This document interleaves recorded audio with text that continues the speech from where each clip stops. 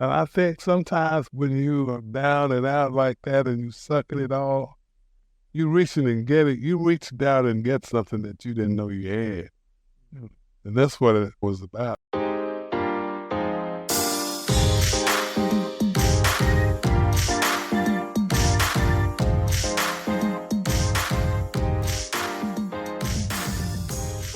Greetings and welcome to another episode of HOFs. My name is C. Lamont Smith, and I am your host, and I'm joined today by my co-host, Mr. Jared Bell of USA Today, who is a member of the Pro Football Hall of Fame Selection Committee. Our guest today is a very, very special one. He was named Rookie of the Year in 1969 when he was drafted after being drafted by the Pittsburgh Steelers. He's a member of the College Football Hall of Fame. He was selected All NFL 5 times in his career, and he was a 10-time Pro Bowl selection. He was Defensive Player of the Year twice in his career, and he is a member of the Pro Football Hall of Fame. We'd like to welcome Mr. Charles Edward Greene, a.k.a. Joe Greene. Hey, those used to be fighting words, no? I don't want to fight you, Mr. Greene. I'm 75 plus 1 now, and I've matured a little bit. Thank you. That's good for me. Good. Well, welcome to HOFs. It's a pleasure to have you here. My pleasure. I've always enjoyed talking with Mr. Bell, and I think this is our first time.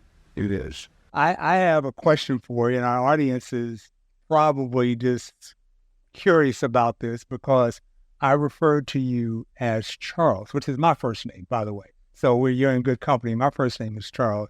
But tell our audience where the name Mean Joe Greene came from. Well, I was always referred to as Joe in my high school days, and even as played pickup ball in the neighborhood. My nickname was Joe. But when I got to North Texas, my sophomore year, we were playing a team, Texas Western. Today is UTEP, University of Texas at El Paso. And we played a pretty good game against those guys. Our defense did. Held them to a minus 44 yards rushing. But they were taking in total the sacks that we had. We had quite a few sacks in that game. Minus 44. Yes. And the group in the stands, in the corner of the stands where all of the black students were, Go Mean Green, you look so good to me. That's how this started. It was in rhythm. Go Mean Green, you look so good to me. And it kind of reverberated throughout the stadium. And the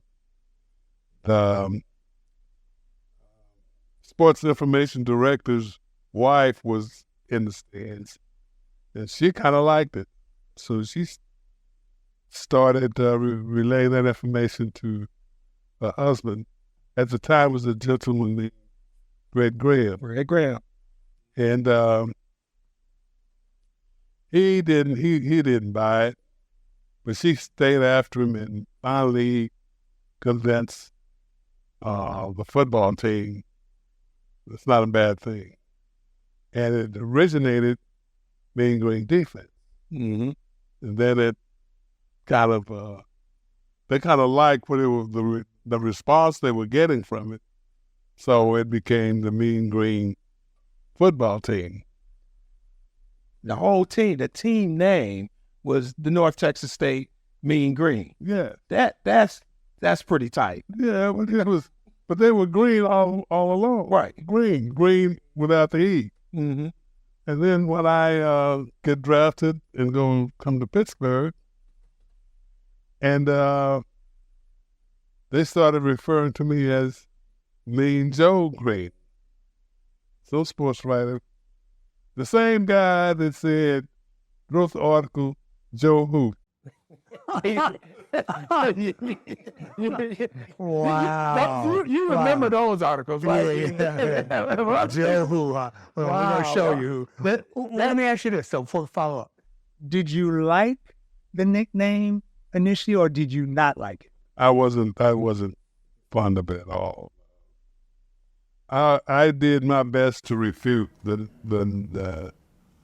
nickname Mean Joe.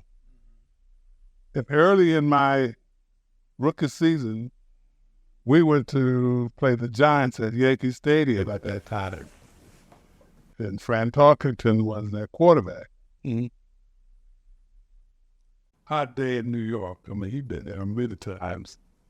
Early in September, and we were chasing Fran around and couldn't catch him. And, Fran wanted to give you some lip.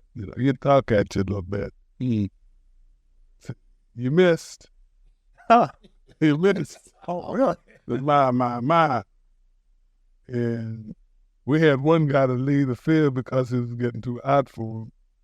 Because he told us, he said, if you guys don't call timeout, you'll be playing with 10 people. That's kind of how it was that day. And later on in the game, I hit Fred. I said, now, what do you think about that, mister? He said, Joe, look where you are. I'm 5 yards out of bounds, and by that time I got hit in the shoulder with the play. I was 5 yards out of bounds, and that was in New York. And my pursuit of trying to get the name drop was over. It's pretty fascinating because you are one of the nicest people that I've ever met, and especially in the NFL environment. Take a compliment, but but you take that against the moniker. It just doesn't necessarily match up. Now, I'm speaking from somebody who is not playing on the field with you, right? Saying that you're nice, and then I know there were different incidents, during your career where you kind of let loose a little bit. I did. Sure. But when you're competing and you feel like you've been taken advantage of, you have to defend yourself. This is for not only me, this is for our team. You cheated all of us. Mm. So in order for me to not let that happen, I got into a fight most of the time. We can play football and you might beat me there, but if we go into a fight, you're going to lose.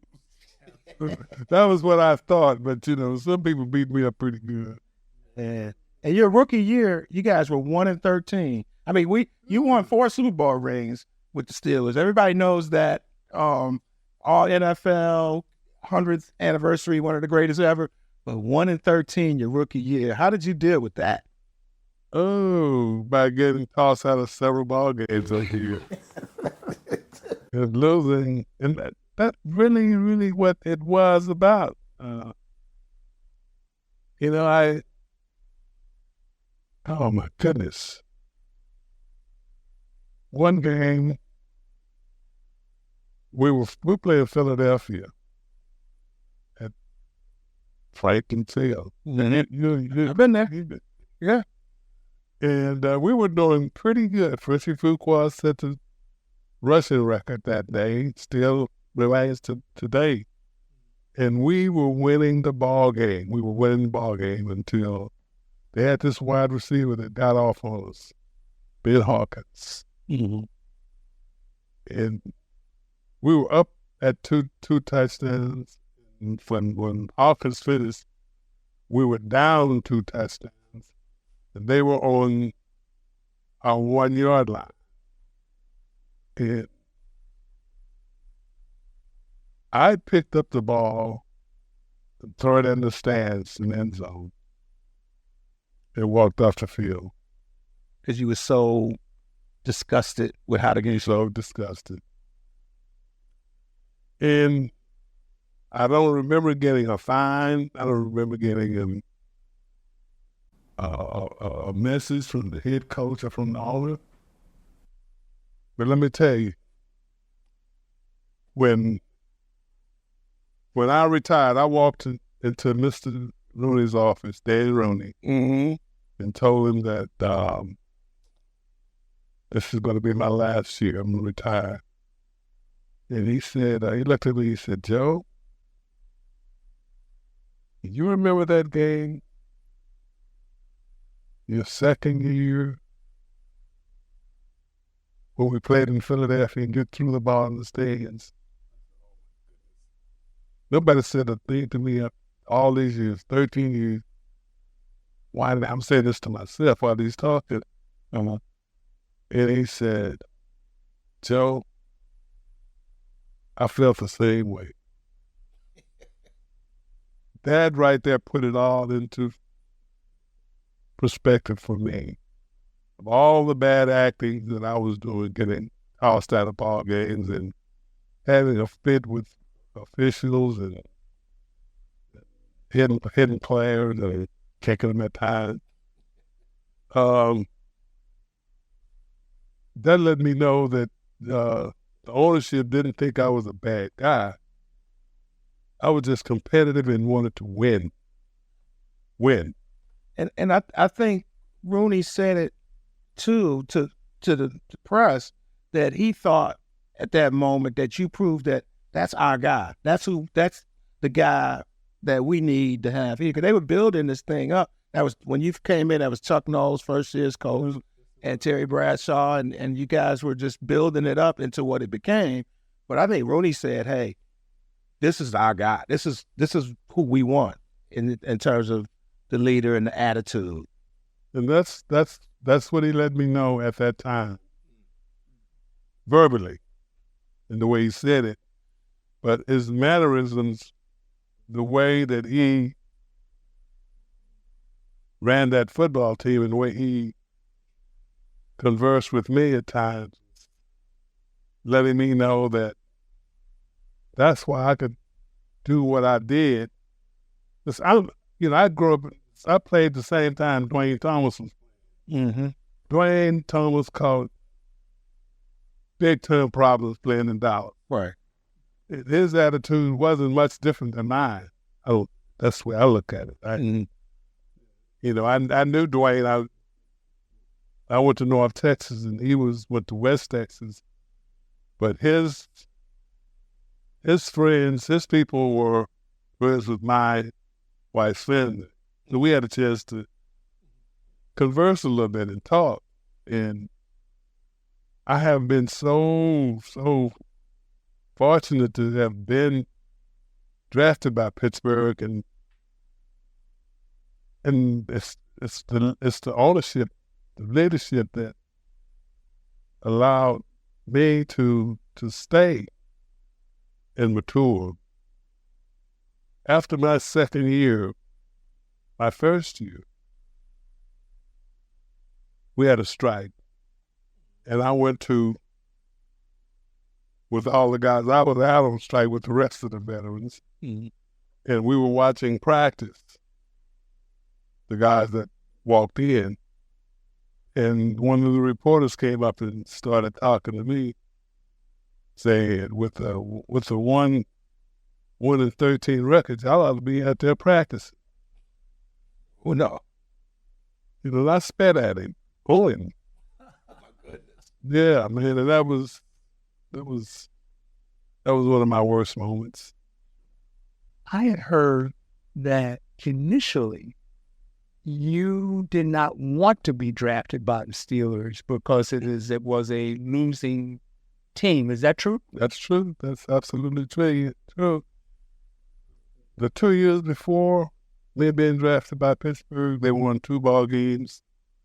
And the year before they drafted me, they won 2 ball games. And they had these uniforms with the V. It was black, I think, with gold jerseys. And I remember trying to be funny about it. I called them a Batman outfit.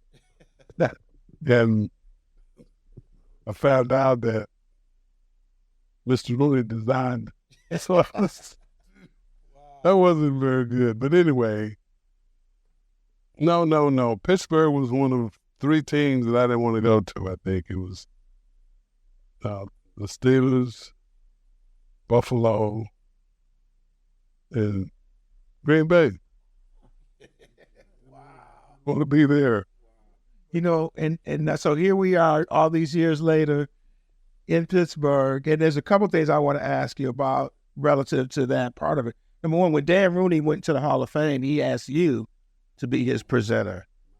What did that mean? Oh my, that was such a joy and a treat for me. For Dan, he was one of the owners that we would call an icon in the National Football League at that time, even then. And he had friends, associates, people that he worked with, dealt with for all those years that he was in the league. And he chose me to be his presenter. I mean, the guy was right there in his face, and he could have chosen. There wouldn't have been any problem at all. Charles Henry Noel. Yeah. Chuck Noel. No. And I said, my goodness. He's talking about some sleepless nights trying to figure out what am I going to say. It's presenting him. Because I was truly, truly honored beyond any means. That was a special treat. Well, I mean, I think that you're generally regarded as the foundation, the pillar for those 4 championship teams. Now, when you came in, what did you do to start to try to change the culture from that those teams that were 1-13 to recover? What did you do? Oh, I acted so bad. Oh, gee. I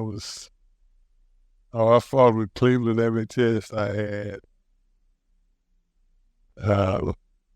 We played the Vikings up there, and I think it was that state in Bloomington. Yeah, the Met. Yeah, Well, they had the visitors and the home team on the same side, and I got into it with some lineman over there, left guard, and I tell you, I got tossed out of that ball game because when he went to the bench, I went to my bench in 2 years.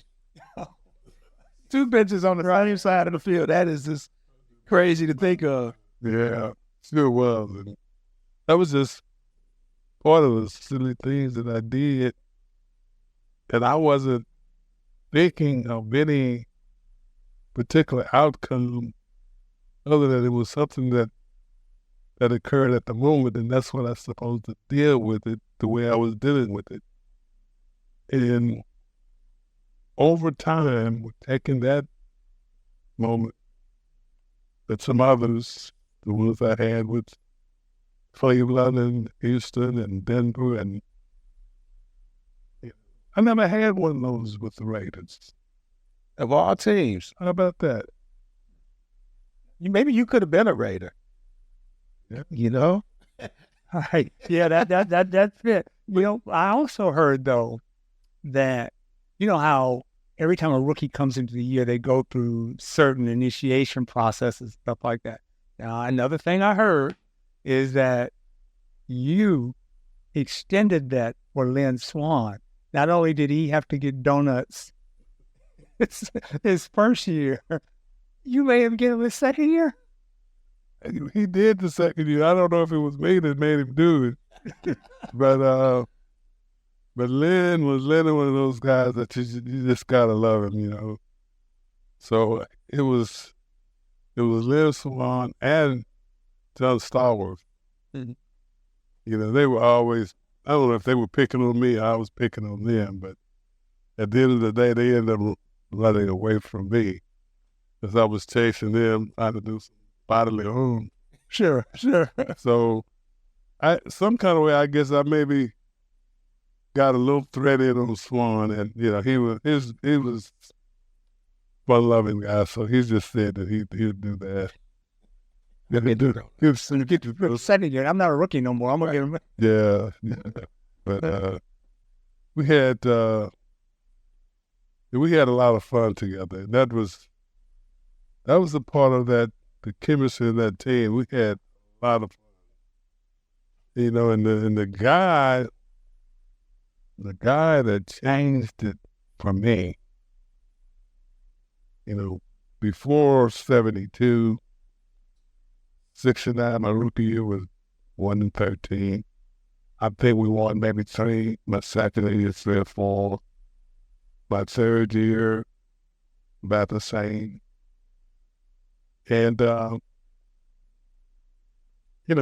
was making Pro Bowls, but my time in Pittsburgh as being a professional football player was not very fulfilling because we were losing. Mm-hmm. But in 72, we drafted Franco Harris. Mm-hmm. So Franco brought a whole new persona to our football team. Attitude. Really? Yeah, that we could win. We could win. We could win because when we gave the ball to Franco made something happen. And the stands were magic. They got involved, and they got in behind Franco on the tail over me. And it was fun being at the stadium. We felt as a football team that we had a chance to win because Terry could hand the ball off to Franco, and nobody could throw the ball like Bradshaw. I mean, it wasn't a pass he couldn't complete. He believed it.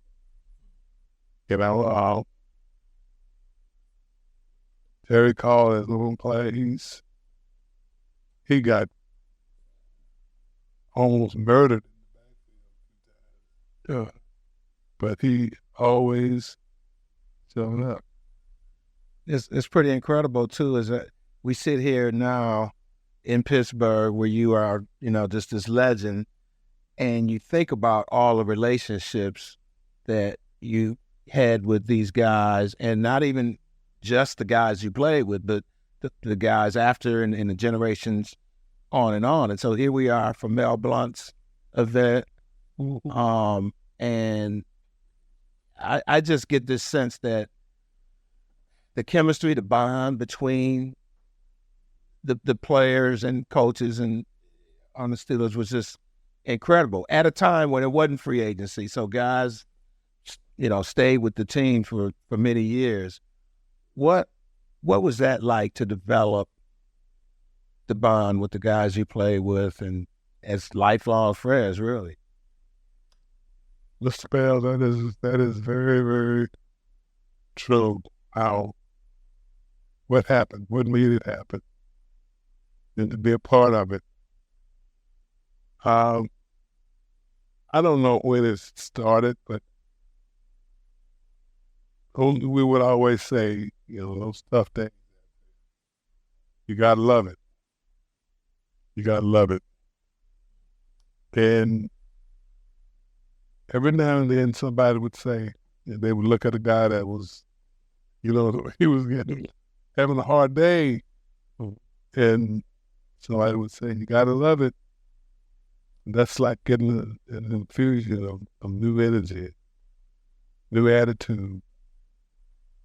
But it was kind of hollow until Franco came. We started to put some wins together. We had a close one down in Dallas. It's the Dallas Cowboys. We came back to Pittsburgh. We beat the Chiefs, who had been playing Super Bowls. Not the Dolphins, but the Vikings we beat the Vikings, who had played in the Super Bowl. We started to feel pretty good about ourselves. And that is when all of this started to happen, because we did, I think Dwight White came in 71, Rennie Halls came in 71, Pell Sick came with me in 69, and we started to play pretty good defense. Mel Blount was over on the right corner, and Andy Russell was there. Jack Hayden was there. We were not bad on defense. We had Mike Wagner playing safety. So things started to look up for us. And we started to feel that we could win. And we did until we got to the AFC Championship game. The Dolphins who were defeated. Yeah. And that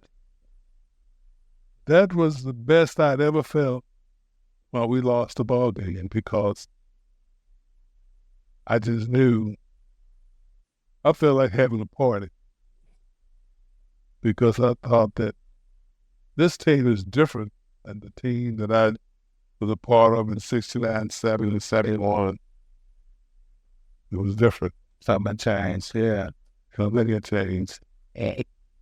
Let's rewind. Let's go back. Okay, let's go back to your days at North Texas State, and even a little bit before that, maybe when you were in high school. When did you know that you were going to be great? When did you say to yourself, I'm pretty good? Oh, that never happened. That never happened. Wow. When you play neighborhood football or basketball, whatever it is, you get on your bike and you play in one neighborhood, you play football, another neighborhood, you play basketball, then you play baseball, and until the sun went down. Well, when I was playing football, I was probably 10, 11 years old. The neighborhood, me and another guy, both of us probably about 5 foot tall and almost 4 feet wide. When the best athletes, okay, you got two guys, these two pretty good players. They're going to be the captains of the team, but they get a chance to choose. Me and another guy, we were always the last guy chosen.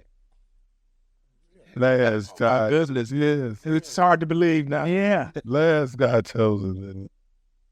And, I remember playing the first game playing in the high school. Dunbar High School in Temple, Texas. Dunbar High School, Dunbar Panthers. Yeah. Did that motivate you when you were always the last one chosen? How did that push you to what you became? I don't know. I'd like to think that some good came out of it. That, over time, I think the competitive juices started to find themselves. They start to rise up. And one particular time when I was playing, I put the uniform on and playing defensive tackle as a freshman. I was getting killed. And a good friend of mine was playing middle linebacker.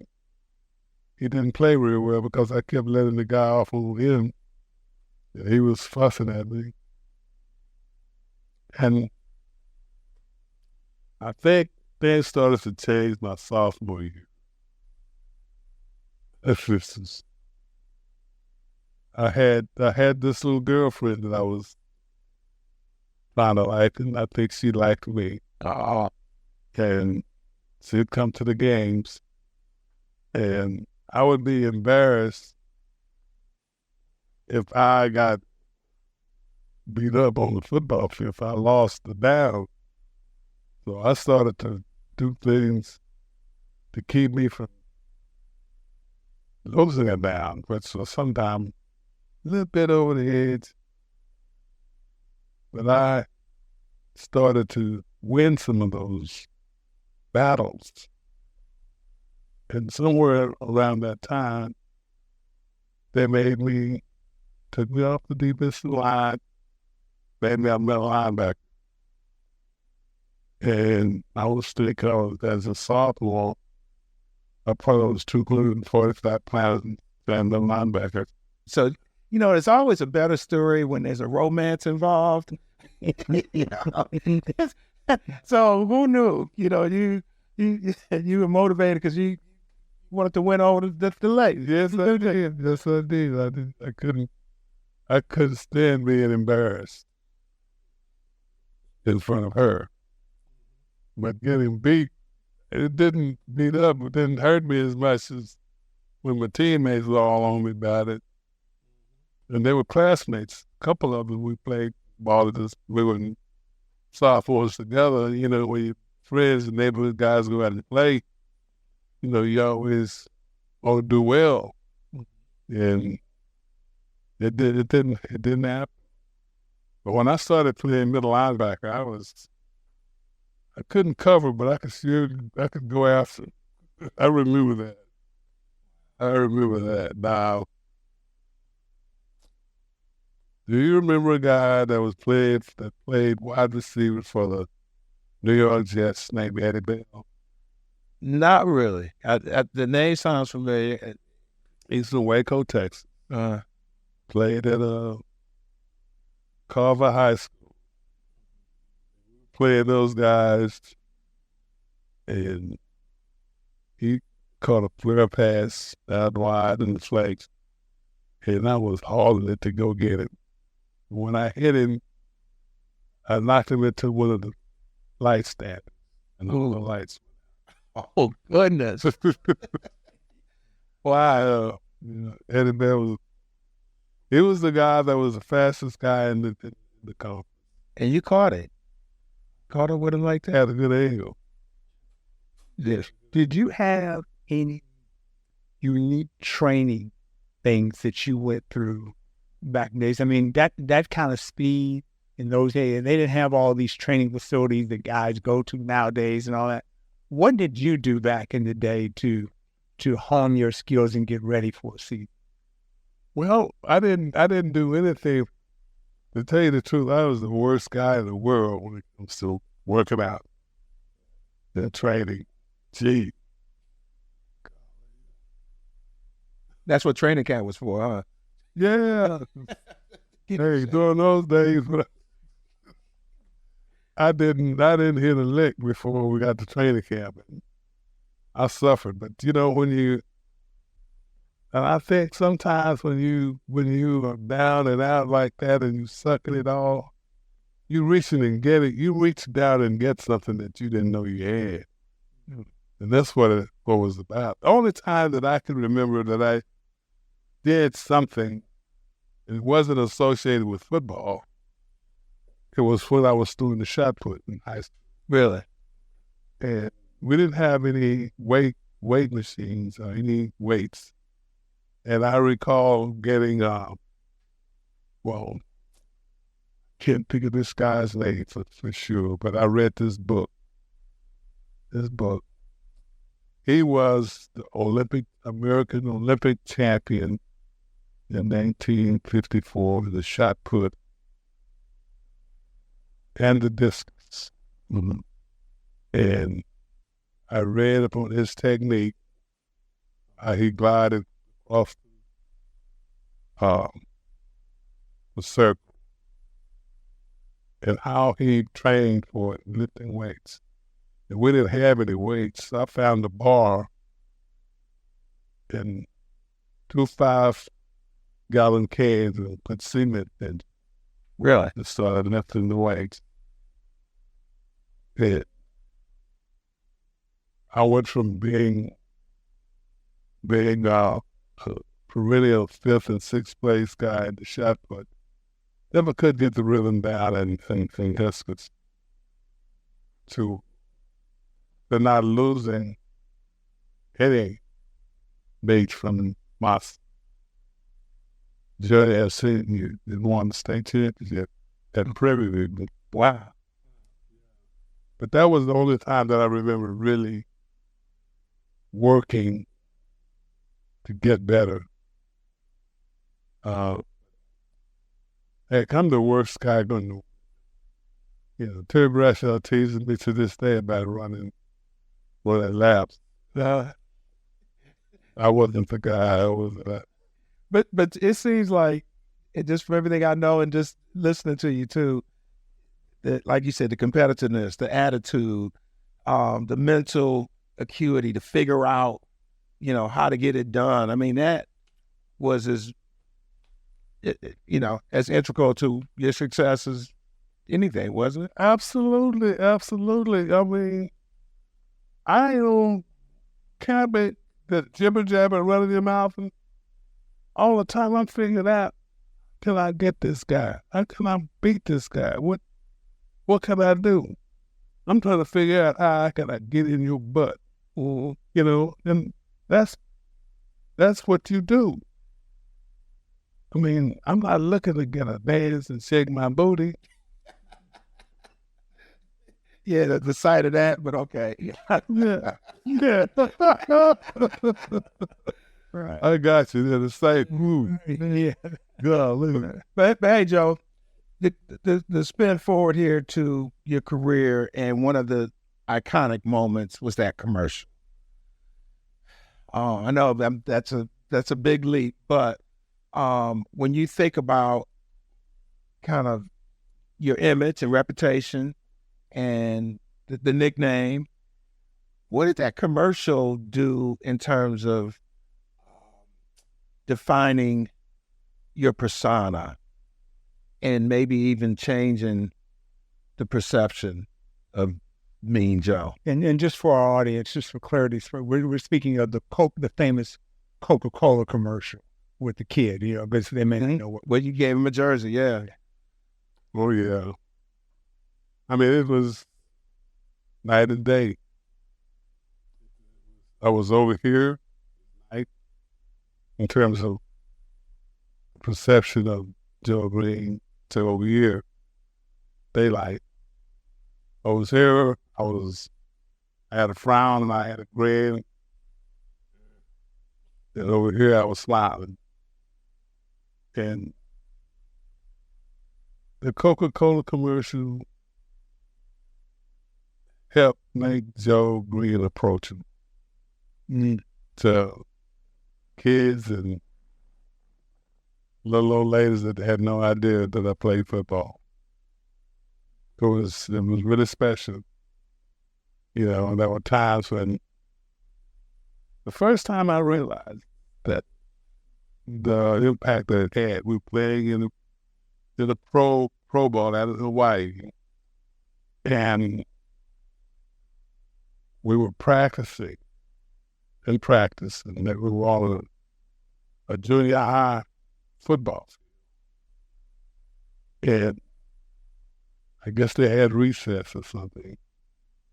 But when we were out on the field, I remember seeing all the kids that came, ran past the offensive guys, OJ, pick the quarterback, Bob Reese, people like that, wide receivers, Paul Warfield, came over to me and wanted an autograph.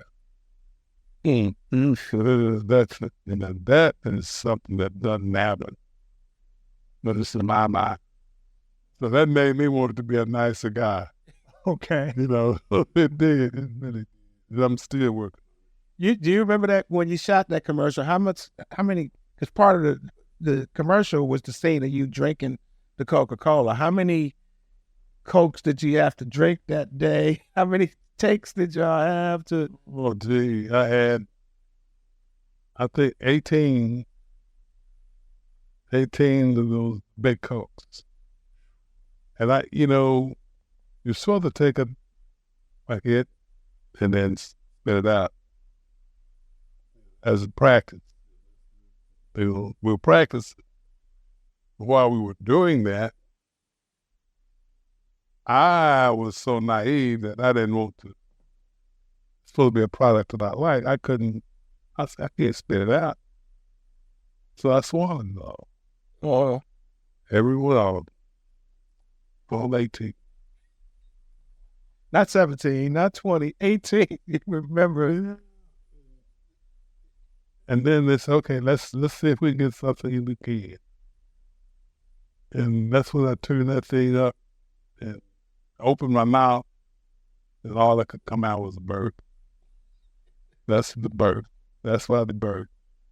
Because I drank all of those pops, and I was so naive that I could not think of myself of dumping it in the can.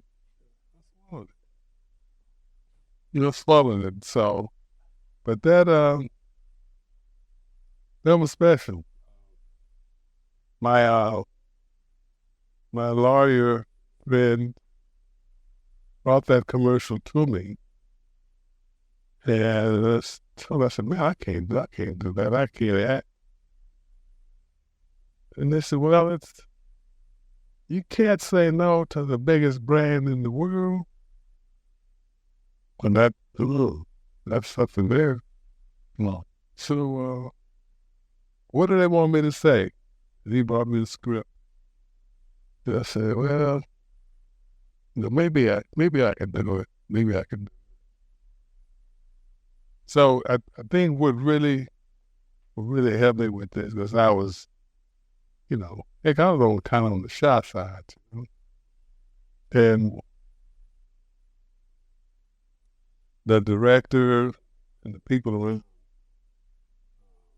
really, he said that, because I was trying to express to him about it, hey, I don't know about this. He said, well, you take coaching, don't you? And you got a coach there. Well, that's what I do. I'm going to coach you. And I said, okay. I'll just try to follow instructions. And they had people there on the set. They were actors and actresses. We were in a suburb. We were in New York area. And some of the people that were daytime television, soap operas, they were there, some of them. And they said, just do what you do. You off there. You just be natural. So all of that was very calming to me. It helped me out a lot. I didn't have to do a whole lot because it was just a little script. But for someone like me, it was very, very scary. Yeah. So I wiggled my way through it. We got through. And the kid, Tommy, he was special. We played catch with the ball, and he teased me a little bit when I loved my lines. But it was good natured. Afterwards, when I saw it for the first time, the commercial, it was during a baseball playoff in October, I think. Yeah, and I was watching it with my wife, and I said, gee, that wasn't too bad. She said it was good. One of the greatest commercials ever, and especially and it comes up all the time when they talk about Super Bowl ads and everything. So for everything that you accomplished on the field, it's great to have, that type of moment too associated with everything that you. Yes, it is. It is, all of the things that I have done on the football field to destroy the image of being nice, Joe. Nobody would let me be nice, let me be me. I'll tell you, I've been blessed that everyone, many people think that I'm a nice guy. I like that. 4 Super Bowl victories. Which of your Super Bowl victories do you believe had the best team, and which was the most satisfying? Well, I think probably the best team was Super Bowl 13. And I say that because the defense was still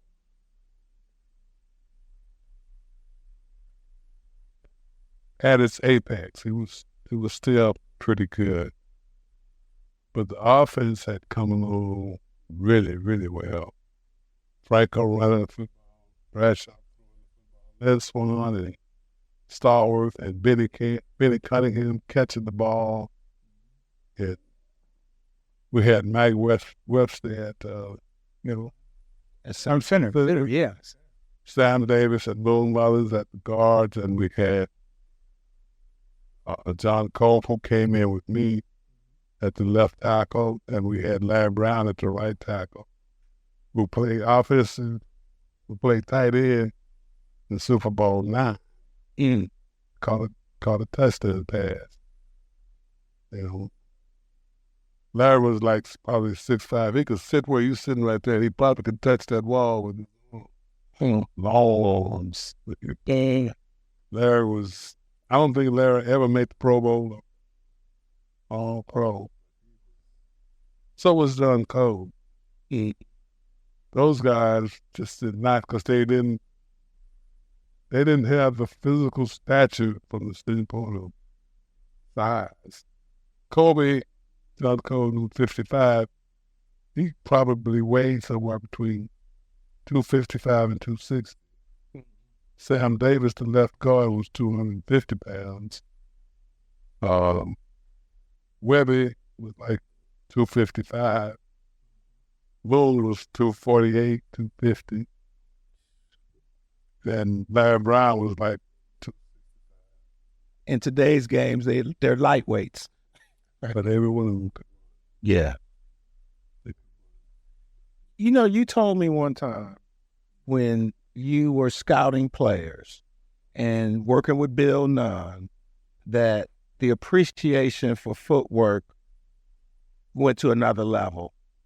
What was that about? Especially even in talking about linemen and scouting them. Well, that's when we'd sit there in the meeting room, in the film room, looking at tape. Bill would always say, look at his feet, look at his hips. Look at his feet, look at his hips. They made it. And he didn't have to wear his stuff because he felt know what he's making.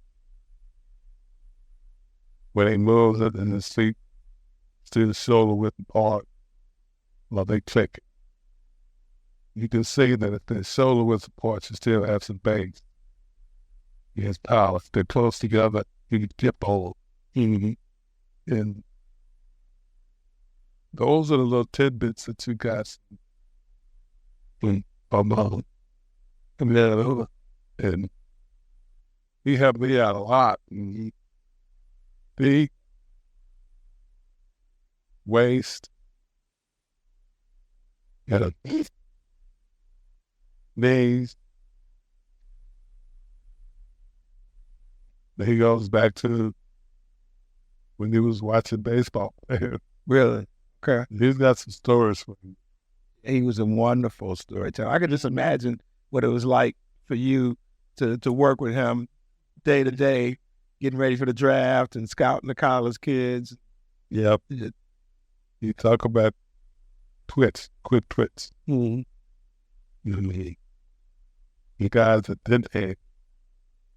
He'll say, look at his tape. This thing, yeah, they have it. And if you follow that guy, have an opportunity to follow him for a couple of years, you'll see he didn't. He didn't. Attitude was something that you could pick it up in one's play. But like the defensive lineman rushing the quarterback, and then they throw a screen pass downfield. How long does it take that kid to react to that ball? Stop, change direction, and go to the guy that's catching the ball. And how close can he get to him? Sometimes the guys make the tackle. Other times they stop, turn around and look. And which one would you want? I think I want the guy who's going, Yeah. Yeah. And those are decisions that, we had to make, and Bill was very, very influential on stuff like that. Guy have a bad down. What does he do on the next step? Does he get into having a bad down? Does he try to redeem himself on the next step? But there's always another down. And that's why I guess you could call that a bit of an ego thing. I am not going to have a down that I was bad at and start celebrating. I'm not going to have a down that I was good at and celebrate. Because the one that I was bad at might be coming right back. Yeah. So I like to talk noise, but I want to talk noise from the catbird seat. I don't want to talk noise looking up at you. Right. That don't make sense, does it? No. And that's what some of these guys do. Well, where are you coming from with that kind of action? Let's play it again. And see, that's, I guess, going way back when I said I never did act up against the Raiders because they played ball. They played ball, and you had to play. They'd be all over you, but if you did, they'd kill you. So you had to be there in the moment and put in your very, very best to keep them from beating. Look at them. And every team from the AFC, AFL, from the Jets to the Pittsburgh Steelers, with the Kansas City Chiefs, the Miami Dolphins, all of them had to go through the Raiders there to get to the Super Bowl. They would kill you. And we knew that. That brings me to a question. The last 2 decades, last 20 years, who, if anybody, have you seen that reminds you of yourself or that played the game the way you played it at your position? Let's just keep it at a 20-year span, the last 20 years. Oh, boy. I saw this guy in college, and it never happened for him in pro. Rogers. Texas. What's his first name? Sean Rogers? Yeah. Yeah, he had some quick feet too. Yes, he did. The guy that he was playing against, I think they were playing against Houston. And he was beating this guy so bad, and then he beat him so bad one time, the guy jumped on the back of his leg, toward his neck a lot. Game was never the same after that. That guy, somebody in the pro, that, Warren did it a little differently, but he made some of the plays that I would like. Oh boy, Sab. He had that attitude too, didn't he? Yes, he did. Yes, he did. Yes, he did. The guy that I liked a lot was out of that 20 years fighting, but it was Bob Lilly. Yeah. Oh, going back. Yeah, that's a great one. Ability. I wanted to be like him. I wanted to be able to get in the backfield as quick as he did. And use his hands, use my hands the way he did. And attack the blocker. Yeah. Bob Levitt. Yeah. And, So you're considered by most the greatest Steeler ever. And I don't want both. Well, I know you probably wouldn't accept that, but I think most people would consider you the foundation, the greatest Steeler ever. Who's the best player you ever played against, and the best one? You'll make a lot of people angry. Especially the second one. Yeah. Gee. Is Larry Lemon gonna say this? We can make that happen. Larry, he's such a fun guy. Yeah, Oh man. Larry go, hey, as soon as he see it, I don't say Larry, he gonna call me. He's gonna call me for sure. We played a game, preseason game. And Larry was holding me, I'm fussing at him. And I kicked at him.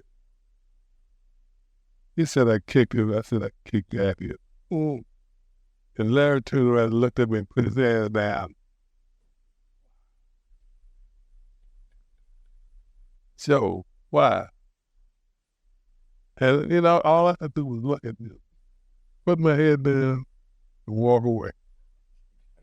I got nothing. Yeah,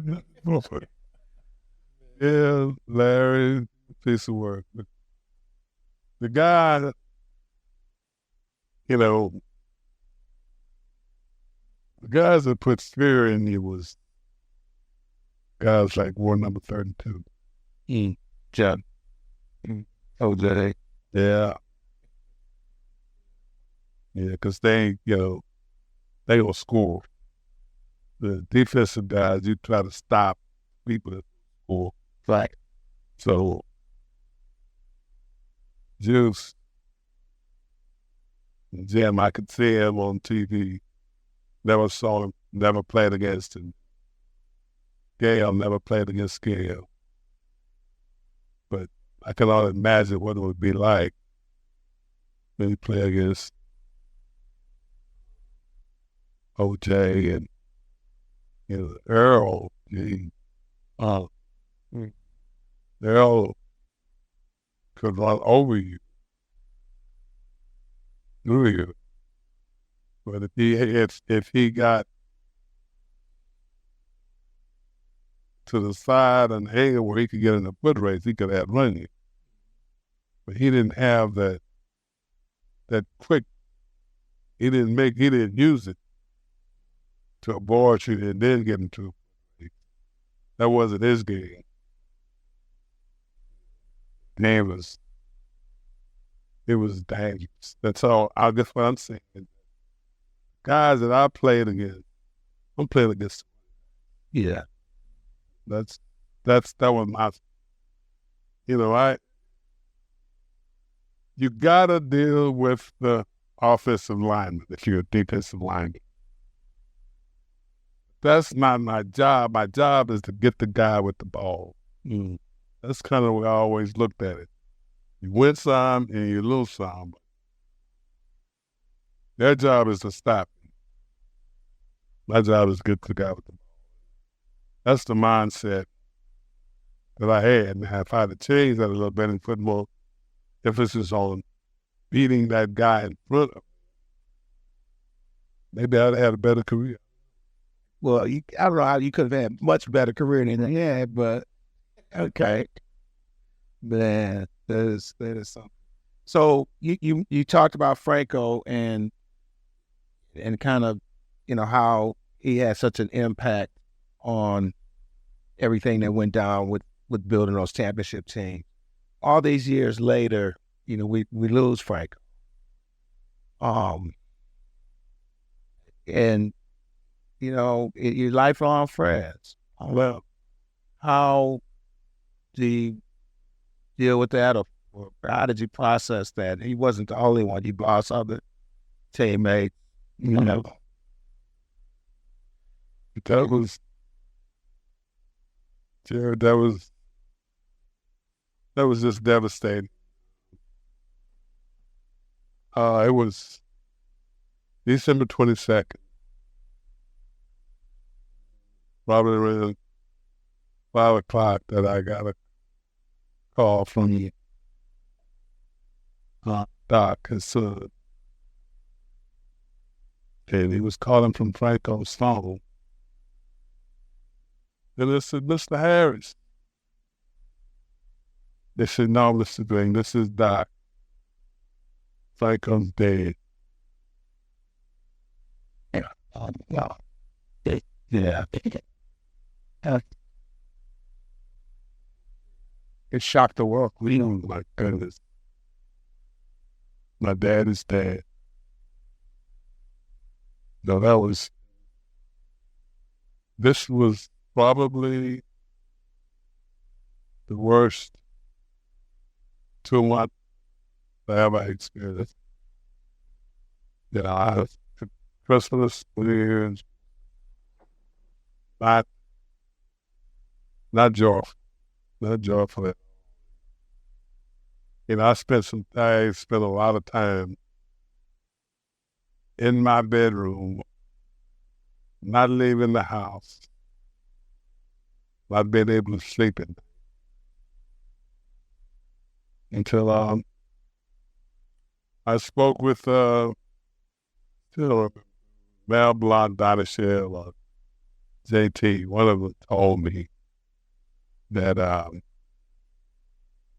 so you need to be thankful for the time that we spent with Franco. He's in a better place right now. Franco's job was done. He is well done. He said the Lord called him. And he thanks for him. And he thanks him for the time that we had together. That helped me out a lot. This game. And it says a lot about the bond that you have with those teammates. You had lifelong friends, and you lean on each other. I can imagine that. Golly, I think about this a lot. What if I had the power to choose who I was going to be drafted in 1969? Without screwed that up awfully. I'd have blown it out. I didn't mess it up. You said that was because the Steelers was one you had on you. Golly, who knew? What do you think you would have picked if you'd had that power? What team would you have picked? I like to, probably my favorite team was one with Johnny Unitas, Mr. Spats, Baltimore. Yeah. I keep forgetting. That Italian name, the defensive end. Oh, Marchetti. Gino Marchetti. Yeah. I watched those guys. They were special. They had some sweet uniforms. Yeah, they did. They did. Just plain and neat, looked good. Yeah. That's good. I read about this guy, looked at him, Parker. I bet you nobody ever slapped him side the head. No, he wasn't taking it. Oh, no. Jim Parker. Yeah. No. I saw him. Nobody would have slapped him in the head. I'm thinking about it. What would Deke have to say? Oh, my goodness. Yeah. He's got something to say. I would never had the opportunity to ask him about Jim. Deacon was quite a character. I know you got to know him at playing at the same time, and then all the years in the Hall of Fame community with Deacon Jones. Yeah. Was he like one of the most hilarious guys you ever? Oh yes. But he was a fun guy. Man. Yeah. Good job. You know, thinking about Deacon, all of those guys that going in that era. Today, we're talking about Hall of Famers. And if you're a Hall of Famer and you have an opportunity to go to the Hall of Fame, you gotta go. You gotta go. Because Jim Taylor is no longer alive. Gail Sells and Willie Davis is no longer going to be there. Bart Starr, Johnny United, Keep Lake.